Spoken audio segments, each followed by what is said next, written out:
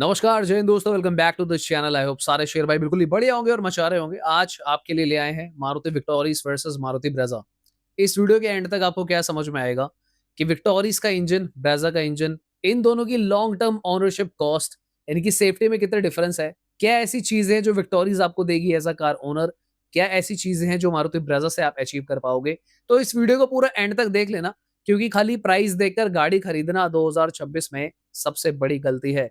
तो चलिए वीडियो को फटाफट से स्टार्ट करते हैं और देखते हैं कि आपके लिए कौन सी गाड़ी फाइनली बेटर निकलती है। दोस्तों मैं आपसे रिक्वेस्ट करना चाहूंगा, चैनल को सब्सक्राइब कर देना, वीडियो को लाइक और हाइप भी जरूर कर दिया करो। देखो वैसे तो ये दोनों गाड़ियां बहुत अच्छी हैं, पर मारुति के पास ना चॉइस थी नहीं।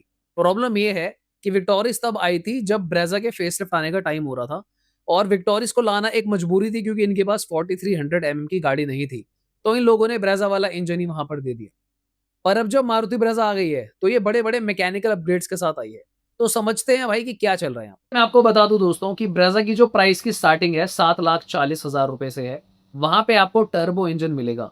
तो ये सोचकर ब्रेजा मत ले लेना कि भाई अब तो ब्रेजा सस्ती हो गई, तो एक काम करता हूँ विक्टोरिया छोड़ के ब्रेजा ले लेता हूँ। क्योंकि ब्रेजा का जो स्वैग है, जिसके लिए ब्रेजा जानी जाती है, 15 लाख ब्रेजा जो बिकी है वो 1.5 एन इंजन की वजह से बिकी है, ना कि टर्बो की वजह से। टर्बो क्या करेगा वो आने वाले दिनों में पता चलेगा। टर्बो इंजन मारुति का बिल्कुल भी बुरा नहीं है, बहुत अमेजिंग है। विक्टोरियस का प्राइस स्टार्ट होता है 10,30,000 रुपए से, तो मोटा मोटा 3 लाख रुपए का डिफरेंस है अगर मैं इनके टर्बो इंजन से कंपेयर करूं। और अगर हम इनके एनए इंजन से कंपेयर करें तो वहां पे 2 लाख रुपए का फर्क है। पर एनए इंजन अब सेम नहीं है जो ब्रेजा और विक्टोरियस में आता है। इसके बारे में थोड़ी सी खुल के मैं बात करूंगा, उससे पहले थोड़े से माइनर जो चीजें हैं वो भी डिस्कस कर लेते हैं। आपका लॉजिक ये कहता है आज कमाऊंगा आज ही खाऊंगा, कल की मुझे परवाह नहीं, तो आप पैसे बचा सकते हो और जाके मारुति ब्रेजा टर्बो लेकर आ सकते हो। क्योंकि 70-80 हजार किलोमीटर तक टर्बो इंजन की मेंटेनेंस जो है वो डिसेंट रहती है। वो बाद में जाकर थोड़ा बहुत कॉस्टली साइड पे बैठेगा। पर अगर आपका होराइजन जो है किलोमीटर चलाने का इतना ही है कि मैं तो भाई 7-10 साल में कुल मिलाकर 70-80 हजार ही चला पाऊंगा, तो उस केस में it's not a bad choice, subject to कि कौन सा फ्यूल तब आ जाएगा। क्योंकि कंप्रेशन रेशो टर्बो इंजन्स का, कोई भी टर्बो हो, मैं मारुति की बात नहीं कर रहा, जो भी आप अभी 2026 में लोगे जरूरी नहीं है वो E25 या E30 के साथ बहुत बढ़िया तरीके से काम कर पाएंगे बिकॉज ऑफ कंप्रेशन रेशो। तो यानी कि अगर आज अभी इसी वक्त पैसा बचा के गाड़ी लेके आनी है, कल की नहीं सोचनी है, तो मारुति ब्रेजा लीजिए। नेक्स्ट बात करते हैं सेफ्टी से रिलेटेड थोड़ी सी। मारुति ब्रेजा एनकैप से 5 स्टार की सेफ्टी रेटिंग लेकर आ चुकी है, पर जो मारुति विक्टोरियस है वो ग्लोबल एनकैप से 5 स्टार लेकर आई थी। इनफैक्ट वहां पे आपको लेवल 2 अडैस जैसे फीचर भी देखने को मिलते हैं। तो अगर आपकी प्राथमिकता सेफ्टी ज्यादा है तो आई विल रिकमेंड यू कि आप मारुति विक्टोरियस की तरफ जा सकते हैं। यहां पर ब्रेजा लवर्स को ये नहीं सोचना है कि देखो ब्रेजा को कमजोर बताया है, ब्रेजा कमजोर नहीं है। मुझे ऐसा लगता है कि ज्यादा सेफ विक्टोरियस रहेगी क्योंकि वो ग्लोबल एनकैप से सर्टिफाई होकर आई है, प्लस उसके अंदर थोड़े से सेफ्टी फीचर्स भी ज्यादा मिलते हैं। नेक्स्ट, मेरे कई सारे भाइयों को ये डिफरेंस क्लियर ही नहीं है कि ब्रेजा एक्चुअली में एक लोअर सेगमेंट कार है और जो मारुति विक्टोरियस है वो एक अपर सेगमेंट कार है। यानी कि मारुति ब्रेजा जो है वो कंपीट करती है नेक्सॉन 3XO वेन्यू जैसी गाड़ी को।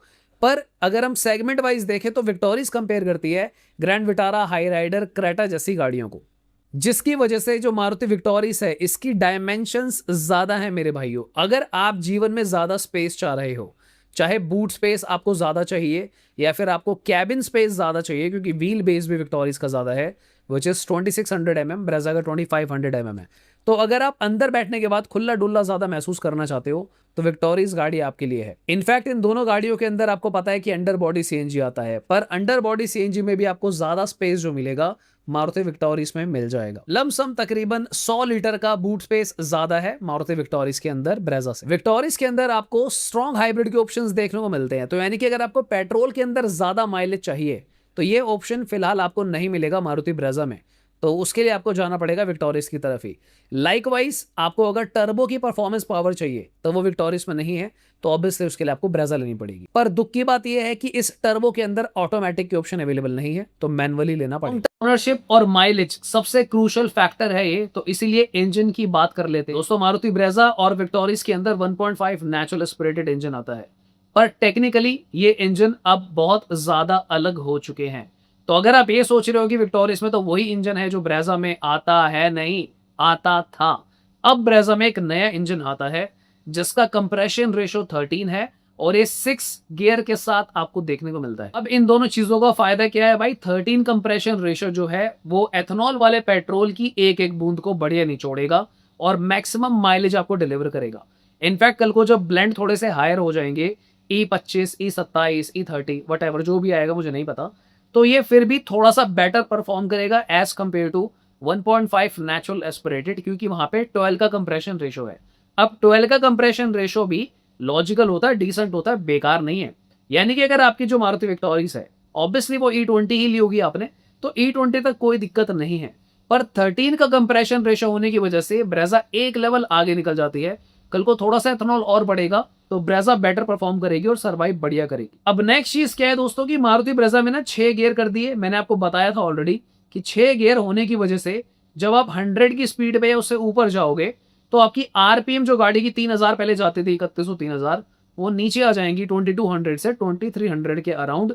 तो उस वजह से गाड़ी की माइलेज ज्यादा निकलेगी हाईवेज पे। अब ये चॉइस आपको विक्टोरिस में नहीं मिलती है। विक्टोरिस में वही होगा, अगर आप 100 चलाओगे तो वो तकरीबन 3100 3000 आरपीएम पे जाएगी। तो यानी कि जो विक्टोरिस की माइलेज है वो आप कुछ भी कर लो, आज की डेट में ब्रेजा से मैच नहीं हो पाएगी। चाहे आप ब्रेजा सीएनजी ले लो, ब्रेजा पेट्रोल ले लो, ब्रेजा की माइलेज ज्यादा ही आएगी। उसका मुख्य कारण है दोस्तों 6 गियर, 13 यानी ज्यादा कंप्रेशन रेशो, और सबसे बड़ा फैक्टर जो आपको मैं बताना चाह रहा हूं, power to weight ratio. Power to weight ratio का मतलब ये होता है कि एक गाड़ी अगर उन दोनों में सेम इंजन लगा हुआ है, तकरीबन सेम ही पावर दे रहे हैं, पर उन दोनों गाड़ियों के साइज अलग हैं, डायनामिक्स अलग है और वजन में भी फर्क है। फॉर एग्जाम्पल, ब्रेजा एक छोटी गाड़ी है, विक्टोरिस एक बड़ी गाड़ी है लेंथ में, विक्टोरिस का वेट भी थोड़ा सा ज्यादा है। तो सिंपल शब्दों में इसका यह मतलब है, मान लो एक आदमी ब्रेजा चला रहा है और एक आदमी विक्टोरिस चला रहा है, तो विक्टोरिस में ब्रेजा के कंपैरिजन में पहले से ही 2 लोग बैठे हैं, क्योंकि विक्टोरिस का पहले ही वेट ज्यादा है और उसके ड्राइविंग डायनामिक्स उसको ज्यादा माइलेज निकालने को अलाउ नहीं करेंगे ब्रेजा से। तो ये मेरा क्लियरेस्ट एग्जांपल था जिसके थ्रू मैं आपको समझाना चाह रहा था। लॉन्ग स्टोरी शॉर्ट, अगर आपका गोल ज्यादा माइलेज, ज्यादा engine life, better power to weight ratio, यानी कि जो परफॉर्मेंस है वो भी ब्रेजा की ज्यादा आएगी, क्योंकि गाड़ी जो है वो हल्की है और इंजन जो है सटीक है, 6 गियर भी है, कंप्रेशन रेशो भी बढ़िया है। तो चाहे सीएनजी हो या फिर पेट्रोल हो, मजा आपको जो है भगाने दौड़ाने में ब्रेजा में आएगा, विक्टोरिस में उतना नहीं आएगा। अब जिन लोगों को विक्टोरिस पसंद है या फिर जो विक्टोरिस से प्यार करते हैं, आप ये मत सोचना कि मैं विक्टोरिस की बुराई कर रहा हूं। इसका कारण मैं नहीं हूं, मारुति खुद है। उन लोगों ने काम ही ऐसा करा है। देखो, या तो आप विक्टोरिस के अंदर भी दे देते सेम इंजन, अब 6 गियर लगा दो और वहां पे भी आप कंप्रेशन रेशियो बढ़ाओ, पर वो ऐसा नहीं करेंगे।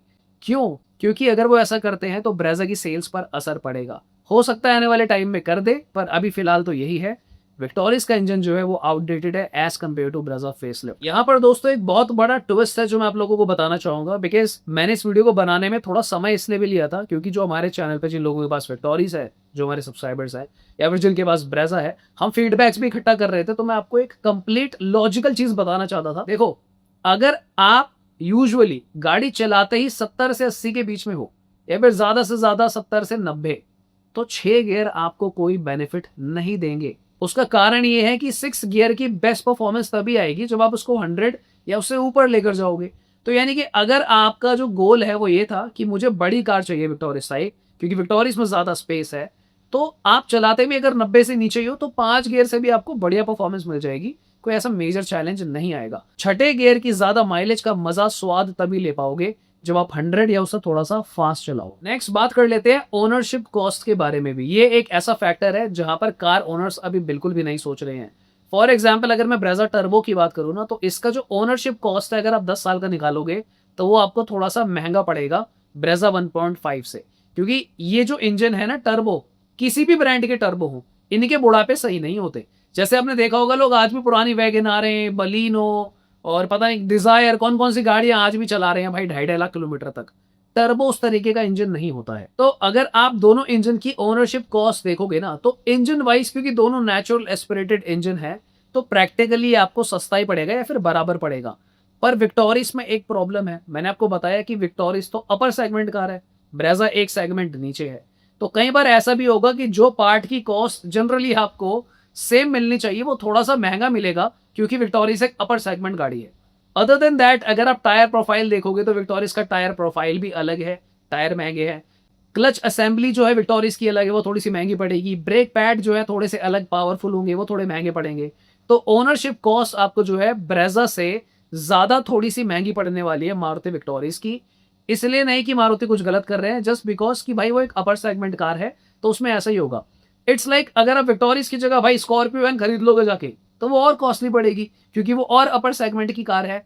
समझ गए है ना? नेक्स्ट एक और बहुत इंपॉर्टेंट रीसेल फैक्टर के हिसाब से आपको लॉजिक बताने वाला हूं, पर एक बार म्यूजिक लवर्स के तहत बात कर लेते हैं।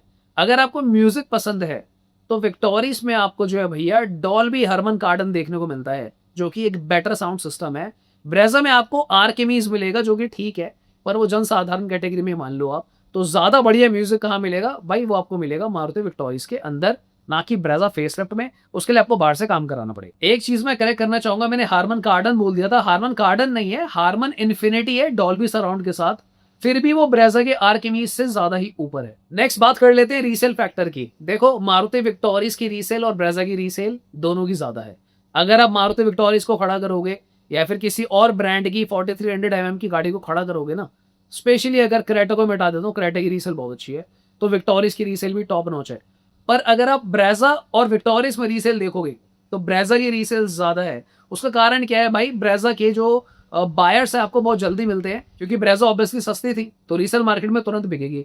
अब आप मान लो 9-9.5 लाख का जो है आप ले आते हो भाई इसका बेस मॉडल घर पे। अब दोस्तों 9-9.5 लाख रुपए का बेस मॉडल लोग घर पे ले आते हैं। मैं आपको बता रहा हूँ, लोग 8-8 साल चलाने के बाद भी ना 4-5 लाख रुपए में वापिस से ब्रेजा को सेल कर देते हैं भाई। तो अब ये तो 6 गियर वाली है, ज्यादा कंप्रेशन रेशो है, तो ब्रेजा की रीसेल ही ज्यादा रहेगी। जब तक विक्टोरियस में 13 कंप्रेशन वाला इंजन नहीं आता 6 गियर के साथ, तब तक ब्रेजा की रीसेल ऊपर रहेगी। तो चीजों को अगर हम समराइज करें, एक बार फटाफट से समराइज कर देते हैं, किसी को थोड़ी क्लैरिटी ना आ पाई हो तो।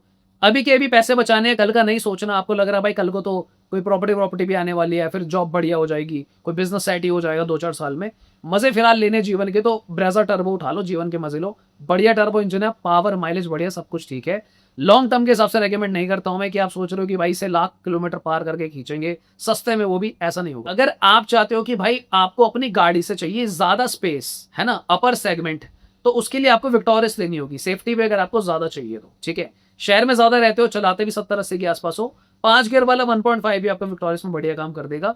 बड़ी गाड़ी लो, मजे लो। अगर आपको चाहिए भाई एक न्यू टेक्नोलॉजी वाला इंजन जिसका कंप्रेशन रेशो ज्यादा है, अब ब्रेजा भी सेफ हो चुकी है, ज्यादा रीसेल चाहिए, माइलेज ज्यादा चाहिए, 6 गियर चाहिए, हाईवे पे आपको भैया 100 पे भी बढ़िया माइलेज निकालनी है, तो ब्रेजा फेसलिफ्ट आपको लेनी है। वहां पे आपको देखो कॉम्प्रोमाइज करना पड़ेगा स्पेस से, और बाकी सारी चीजें जो आपको विक्टोरियस के अंदर देखने को मिलती है। मुझे लगता है हमने most of the points cover कर लिए हैं। कोई एक आध चीज छूट गई हो तो उसके लिए माफी, आप लोग कमेंट कर देना, ये वीडियो शेयर कर देना उसके साथ जिसको ये सब जानने की नीड हो, हाइप कर देना, लाइक कर देना। आज के लिए इतना ही, मिलते दोबारा किसी और दिन। Thanks for watching, bye bye, take care.